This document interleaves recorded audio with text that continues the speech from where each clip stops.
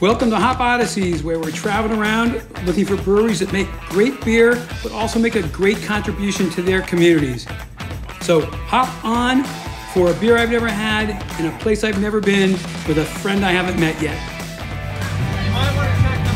There you go. Yeah, finally, I kept it close enough.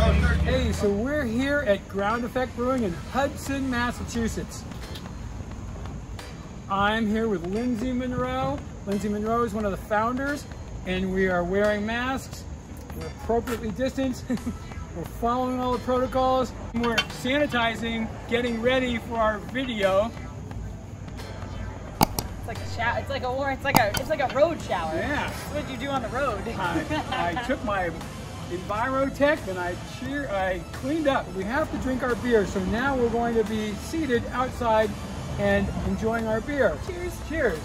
Now, this goes along the lines of a beer I've never had, in a place I've never been, with a friend I've never met yet. And Lindsay is a friend of a friend, and we're going to start this off with a toast to Kevin McCarley. Yes, to Kevin!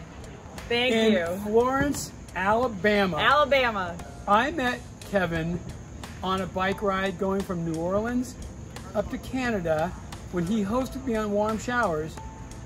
And just like I talk about the Einstein principle, whenever you think you're smart, you walk into a room and there's Einstein, you meet somebody that's done better. Well, Lindsay, tell us what you did, Lindsay, when you met Kevin.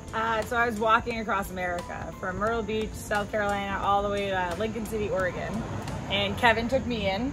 Yeah. Do Warm Showers as well, which may sound weird to people, but it just means it's a nice place where people will take you in, you can have a warm shower. It's nothing weird, yeah. And if you don't know about that, look it up. Especially if you're on the road and cyclist or walker, yeah. And be a host, because Yes. it's all about karma and giving back. Absolutely. Which then leads us to the next thing about small brewers and giving back. Hi. First, tell me about the dream of this and how Ground Effect got started, and then we'll talk about how Ground Effect gives back. So I've been a bartender for, God, I'm old now, but 20 years, or 18 years. And was working at this one place for 5 years and had a regular. And he just one day was like, you know, I really want to own a brewery someday and you should run it. And I was like, yeah, but you shouldn't tell that to me because I can make it happen. And he was like, well, no, but I really want to own a brewery someday. And I'm like, it's a lot of work. It's going to be a lot of this, you know, like. So he said, how am I going to make this happen? I'm like, let me call my boyfriend. He's been a professional brewer for 25 years. And so I called him up. 8 minutes later, he showed up. And 3 years later, we opened up Ground Effect. Fantastic. Now, what kinds of things do you do here besides making great beer? Tell me about some events you've hosted. You told me about the story about somebody that worked with you. Tell me about that. Yeah, so we do a lot of like community outreach. We try to donate as much as we can possibly donate. Our electrician, when we were opening, and he wired the entire place, he was diagnosed with ALS during the process. And so we watched him actually go through this entire disease that just, you know, destroys you. And it was very hard for his family and everyone else, but like even for us, seeing it was like hard on us because he'd come in and do some more stuff, and he got to a point where his employees had to do everything for him. And then so we did Ales for ALS, which is a program where you get free hops and you make a beer, and then $1 from every beer goes to ALS research. So he came in the day of the debut, and unfortunately he was in a wheelchair, and you know, he had gone downhill a bit. And but every person that he's ever known and met and affected showed up, and they were just throwing $100 bills into our donation bucket. And then, I mean, the chills that are going through my body right now. But unfortunately, he passed during COVID. So that was hard. But so that's one of the big charities that we actually really care about is ALS. We also did a Slucci fundraiser, which was for ALS as well.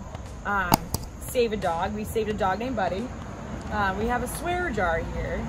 So if you've met me or Danielle, we both kind of have a her jar is this. It's about that big. Yeah, it's filled with that goes to Save a Dog. That goes to Save a Dog. Oh, we forgot Sweats for Vets too. And Sweats for Vets that I don't ever put money in. I just solicit donations from customers. You just ask them to swear as much as they effing can. No, they want her to You swear. want me to swear, you gotta give me some money, and there's like $246 in here. Hey, so now Lindsay's got the swear jar. Swear jar. because she's gonna Danielle's talk to got a me mouth. about sweats for vets. Yeah, so there's a wonderful man, Mark Vital, and he started a program called Sweats for Vets, and what it is that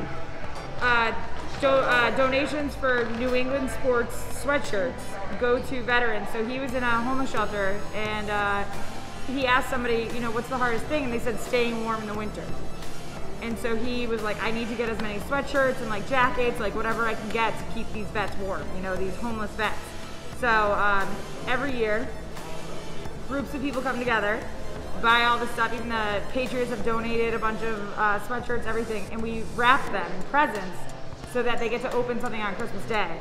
And it's a sweatshirt, like a New England sports team sweatshirt, and it keeps them warm. So it's for veterans in homeless shelters. So this is my friend Brady. Wait. Brady's not the dog. Oh wait, here's Brady. And Brady and I actually know each other, but I had no idea Brady would be here. Brady, why do you like coming to Ground Effect? Because of beautiful people, great beer, and I have a great time every time. So now, Lindsay, tell me about the beer you got here. What's your favorite beer, and tell me the beer process. So right now I'm drinking the Felton's Fancy. So am I. See, good choices. Actually, all the beers are delicious. Definitely one of our flagships. It's also named after Silas Felton. The town before it was Hudson was called Feltonville, just by the locals. And then, so Felton's Fancy, I read his entire biography, and it was about this woman that he was in love with. So on Valentine's Day when the beer came out, we named it Felton's Fancy. It's delicious New England double IPA. But our other flagship would be our Pilsner. And then sour beer, people love our sour beers. So those have kind of become our 3 most popular beers. Fantastic. For sure, yeah. Hey, 2 more new friends. This is John and this is Ashley. Hey man, why'd you come here to Ground Effect? Oh, you know, we just love the environment. It's great and it's a lot of fun, and we run into great people like Dr. Rousier, so that's exactly why we come. Lindsay, that's a pretty cool glass you're drinking out of there, and I'll bet you it tells a story. Tell us some of that story. So as you can see, it says Wanderlust. It's got some mountains on it. This is my Liberace glass, they call it. It's got some dog paws everywhere. It's definitely an expression of me. So I like to, oh, it's even got a globe, yeah. A little bicycle there. But yeah, so I walked across America, so I kind of like being a nomad. I like seeing new things, and like travel and adventure is definitely part of my DNA. So I like to wear it on the outside too. So a beer I've never had in a place I've never been kind of fits to you too. Absolutely. I've had a lot of beers in a lot of places with a lot of new friends myself. Inside this ring, it says something special, which I can't read. It says, "You walked across America, you badass bitch." Myrtle Beach.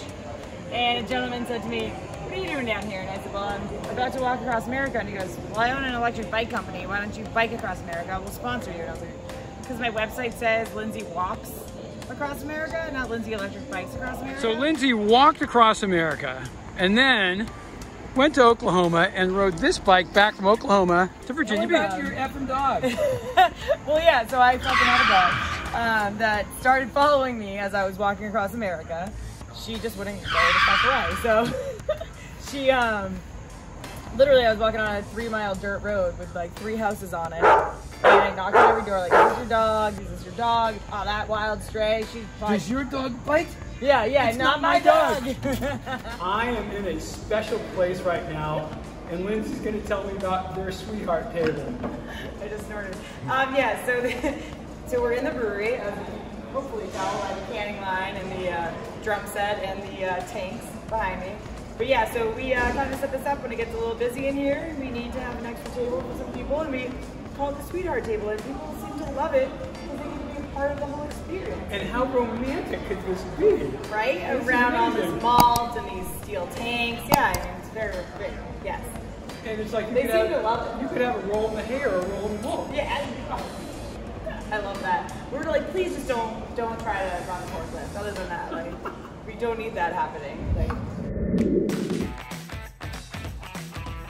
I found bikes and beer all over the world, and sometimes that friend I hadn't met yet was simply an amazing person. On a trip to Tanzania that involved bicycling, breweries, and a safari with the majestic wildlife of East Africa, I had the good fortune of meeting a woman named Connie Neighbor. Connie founded Karama Connection, an orphanage taking care of abandoned and orphaned children, giving them housing, education, healthcare, and mostly love. By subscribing to Hop Odysseys, you help provide for these kids. To learn more, see karamaconnection.org. It may change your life.